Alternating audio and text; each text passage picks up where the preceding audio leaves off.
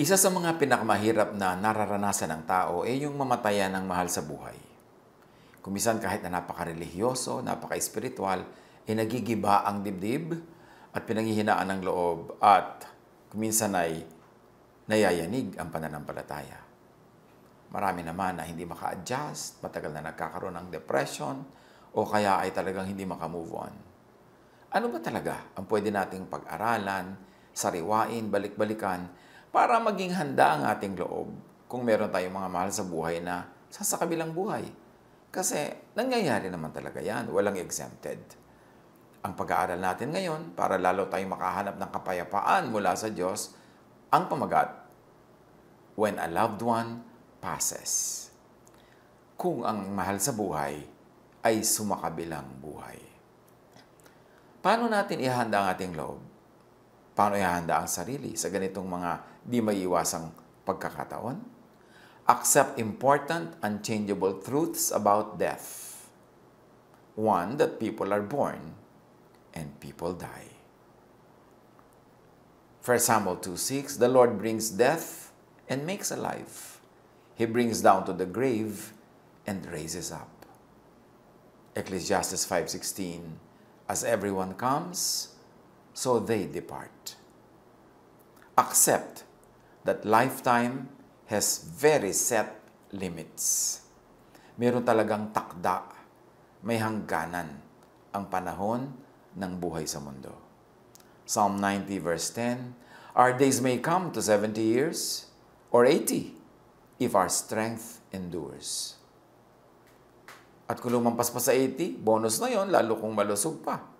Pero meron naman, hindi nga nakakaranas mabuhay sa mundong ibabaw kasi pinapanganak sila, stillborn. Meron ilang araw lang buhay, meron ilang linggo, ilang buwan, ilang taon, iba-iba. John 14:1-2 and 5, mortals are of a few days. They spring up like flowers and wither away. Like fleeting shadows, they do not endure. A person's days are determined. You have decreed the number of his months and have set limits he cannot exceed. So ang Panginoong Diyos ang nagtakda ng lahat ng buhay, pati kung kailan ito babalik sa Kanya. At meron tayong mga limitasyon, mga hangganan na hindi natin kayang lampasan. So do not be surprised at and by death. Be prepared anytime for the departure of your loved one or for your own. Psalm 39:4-6, show me, Lord, my life's end and the number of my days. Let me know how fleeting my life is. Everyone is but a breath, even those who seem secure. Surely everyone goes around like a mere phantom.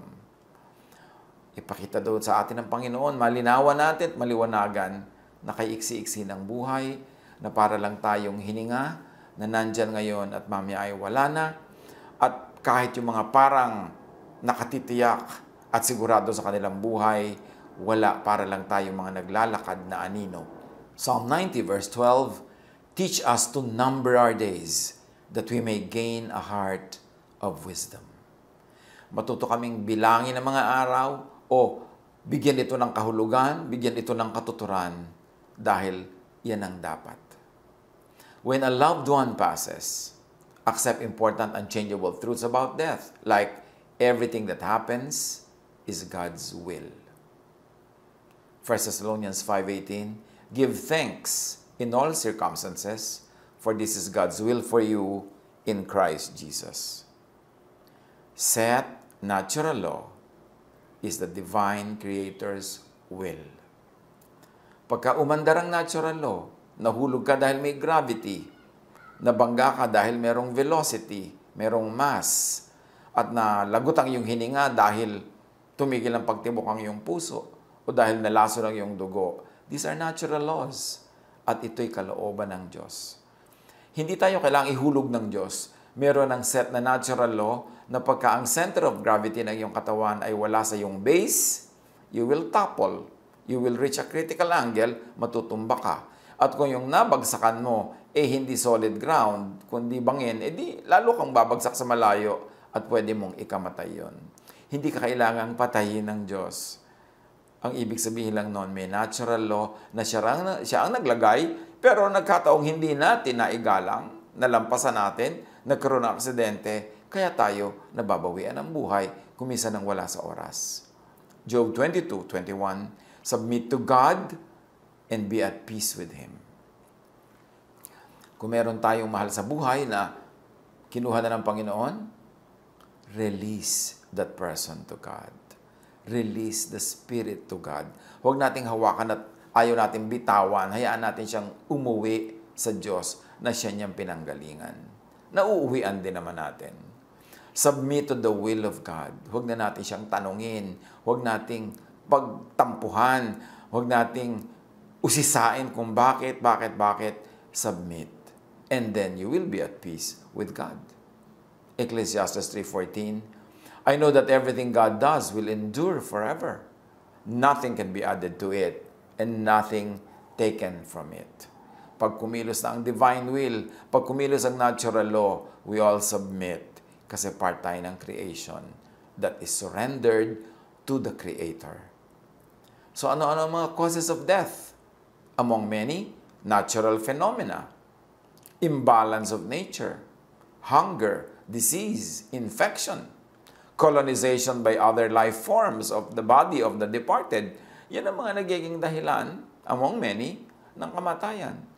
Pero lahat yan merong natural reason, merong natural causes, at merong kapaliwanagan.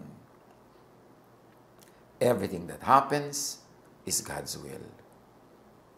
At kasama sa God's will, yung tinatawag ni Solomon na time and chance. Tinatawag ng iba na accident. Ecclesiastes 9:11, ito pa ang isang bagay na napansin ko sa mundong ito. Ang mabilis ay di siyang laging nananalo sa takbuhan, ni ang malakas ay laging nagwawagi sa digmaan. Ang matatalino ay di laging nakakasumpong ng kanyang mga kailangan, at di lahat ng marunong ay yumayaman. Napapansin ko rin na di lahat ng may kakayahan ay nagtatagumpay. Lahat ay dinaratnan ng malas. Sabi ng Ecclesiastes 9:11. So meron talagang minalas. Huwag natin ipagtampo. Hindi lahat merong logical reason. At sinabi ng Ecclesiastes 9:11, meron talagang minsan ay dinaratnan ng malas. Hindi natin alam kung sinong daratnan nun, kung kailan, kung paano, pero kung dumating, huwag ipagtampo sa Diyos. Bahagi yan ng law of nature, bahagi yan ng kalikasan. Yung sinasabi rin natin that everything that happens is God's will, meron namang particular, exceptional will of God. Halimbawa, magtataka ka, ang bait-bait naman, ang buti-buting tao, bakit siya pa ang namatay? Sabi ng Isaiah 57:1, the righteous perish, and no one takes it to heart. The devout are taken away, and no one understands. That the righteous are taken away to be spared from evil. Akala natin kung mamakadiyos, kung mabait, automatic na laging hahaba ang buhay niya. Meron naman na dahil mabait, dahil mabuti at natutuwa ang Diyos sa kanya, kinuha na. Hindi natin alam para pala siya iligtas sa isang panganib, sa isang terribling crisis na dahil hindi pa dumating at kinuha na siya, hindi natin nalaman, hindi tuloy natin na-appreciate na iniligtas lang pala ng Diyos sa mas malaking kapahamakan. Kaya siya ay kinuha. So whatever happens, when a loved one passes, surrender to God's will. Si Jesus nga nung siya ay papatayin sa krus, sabi niya sa Panginoong Ama, Luke 22:42, Jesus says, Father, if you are willing, take this cup from me, yet not my will, but yours be done. So pati nga si Jesus nag-surrender siya sa God's will. Na kung siya lang sana, sabi niya, huwag na sana muna, o huwag na. Pero sabi niya, pero yung kalooban mo, Ama, ang maganap. Kung si Jesus nag-submit sa Father's will, sino naman tayo para hindi mag-submit? Sino naman tayo para magtampo? Sino naman tayo para magdamdam, maghinanakit, magtuo sa Diyos? Proverbs 3:5-6, trust in the Lord with all your heart, and lean not on your own understanding. In all your ways, submit to Him, and He will make your path straight. In other words, surrender to God's will, be at peace with God, and He will give you peace. Like He will make your path straight.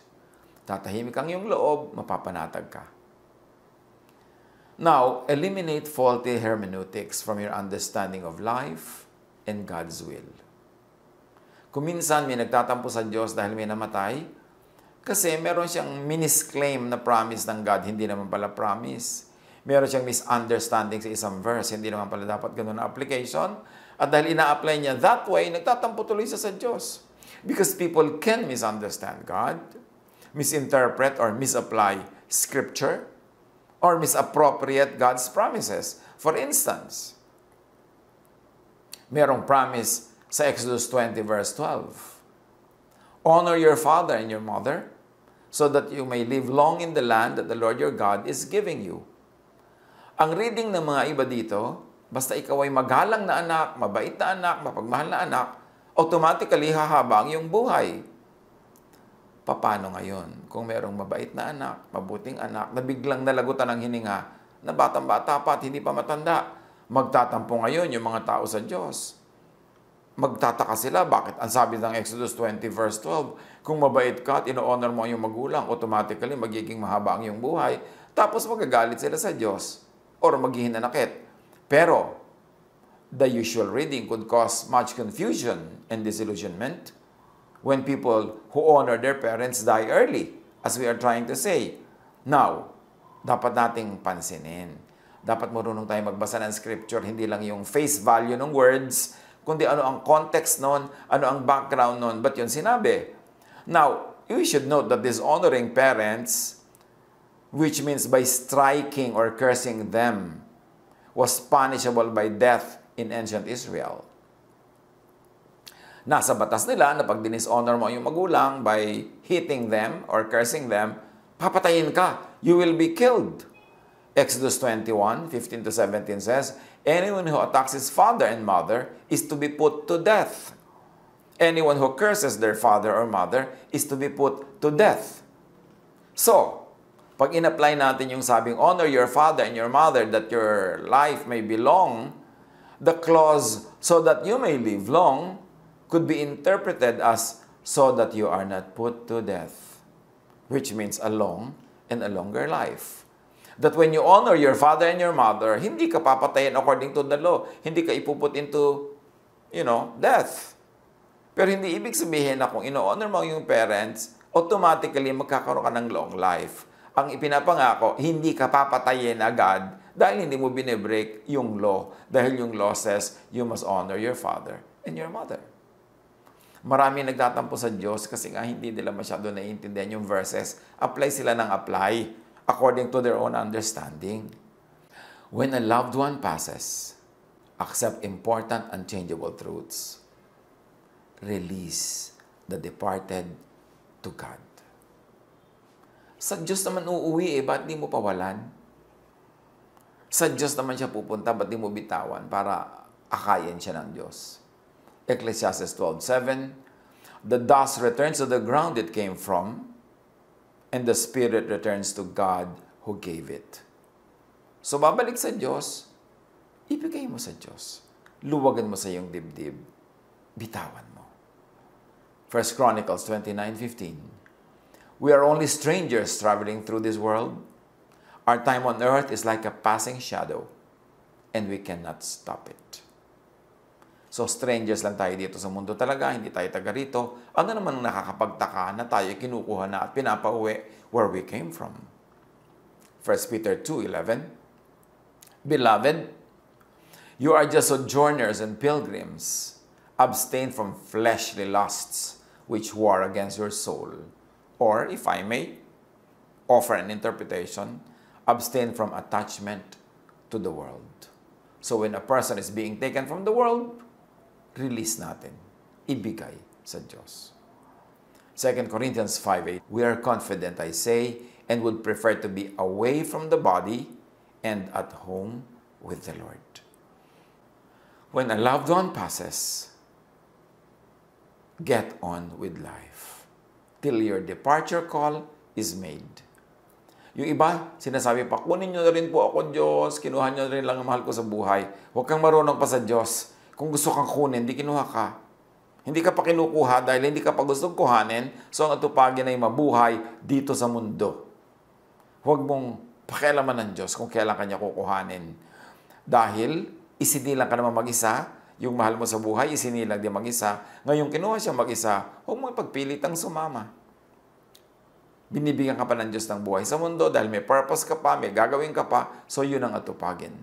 2 Samuel 12:15-23. Tulad ng sinabi ni Yahweh, ang anak ni David sa asawa ni Urias ay nagkasakit ng malubha. Nanalangin si David sa Diyos para gumaling ang bata. Nagdamit siya ng panluksa at nag-ayuno, at sa lupa na higa ng gabing yon. Lumapit sa kanya ang matatandang pinuno sa palasyo at hinimok siyang bumangon, ngunit tumanggi siya. Ayaw pa rin niyang kumain. Pagkalipas ng 6 na araw, namatay ang bata. Hindi nila ito masabi kay David sapagkat iniisip nilang lalo silang hindi papakinggan ito at sa halip ay gumawa ng marahas na hakbang.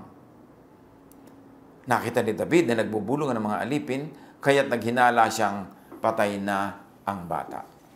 Patay na ba ang bata? Tanong niya. Patay na nga po, kamahalan. Sagot naman nila.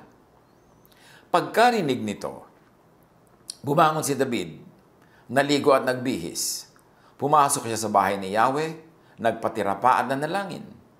Pagkatapos umuwi siya at humingi ng pagkain. Tinanong siya ng kanyang mga tauhan, hindi po namin kayo maintindihan. Nung buhay pa ang bata, nag-ayuno kayo at tumangis dahil sa kanya. Ngayong patay na, bumangon kayo at kumain? Sumagot si David, nung buhay pa ang bata, ako'y nag-ayuno at tumangis sa pag-asa kong kahabagan ako ni Yahweh at pagagalingin ng aking anak. Ngayong patay na siya, bakit pa ako mag-aayuno? Maibabalik ko pa ba ang kanyang buhay? Balang araw, susunod ako sa kanya, ngunit hindi na siya makakabalik sa akin. Learn from David. Do what you can habang buhay. Kung kaya mo ipagamot, ipagamot. Kung kaya mong alagaan, alagaan. Kung kaya mong ibigay ang gusto, ibigay. Pero pag kinuha na ng Panginoon, release. Let go. Bitawan, and you get on with your own life. Because God still has a purpose for you. Yun ang marapat gawin. Learn from David. Get on with life till your departure call is made. Kaya itong si Solomon, dahil alam niya na maiksi ang buhay at pwedeng kuhanin ang sino man anumang araw, Ecclesiastes 2:10 sabi niya, I denied myself nothing my eyes desired. I refused my heart no pleasure.